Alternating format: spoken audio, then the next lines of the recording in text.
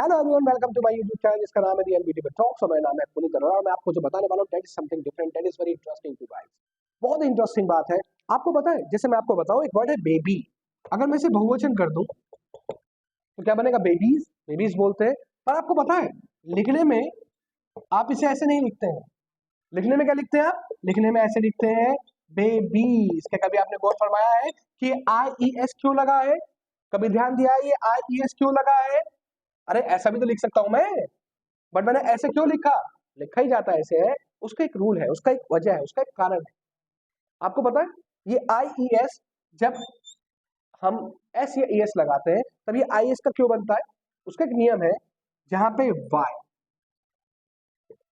B Y, R Y, S Y, B Y, R Y, S Y, V Y, ये जब last में words आते हैं तो जब इनमें बहुवचन या एस लगाते हैं तो वो आई ई एस की तरह लग जाते हैं।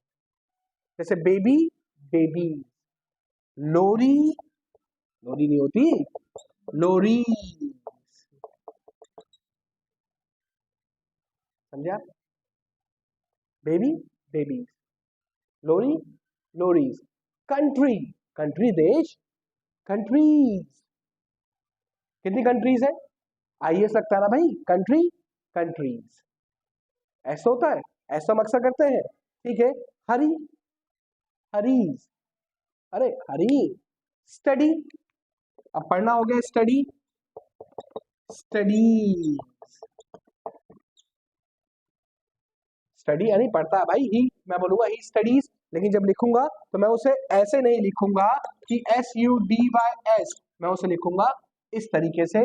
और ये छोटे छोटे रूल्स, छोटे छोटे रूल्स हमें बहुत ही दिक्कत, हमारी परेशानी क्रिएट करते हैं। बट लेकिन मैं जो समझा रहा हूँ उस पर ध्यान दीजिएगा कि ये आई ई एस बन जाता है इन वर्ड्स। अगर ये वर्ड्स आते हैं लास्ट में Y, B Y, R Y, S Y, V Y, तो वहां पे जब हम बहुवचन या एस लगाते हैं तो ये साउंड करते हैं इस तरीके से और लिखे भी जाते हैं लोरीज, स्टडीज, बेबीज, कंट्रीज, स्टडीज। ऐसी बहुत सारे वर्ड्स हैं और ऐसी बहुत सारी बातें मैं आपको देता रहूंगा, बताता रहूंगा, क्योंकि ये बातें कहीं नहीं मिलेंगी आपको। Thank you.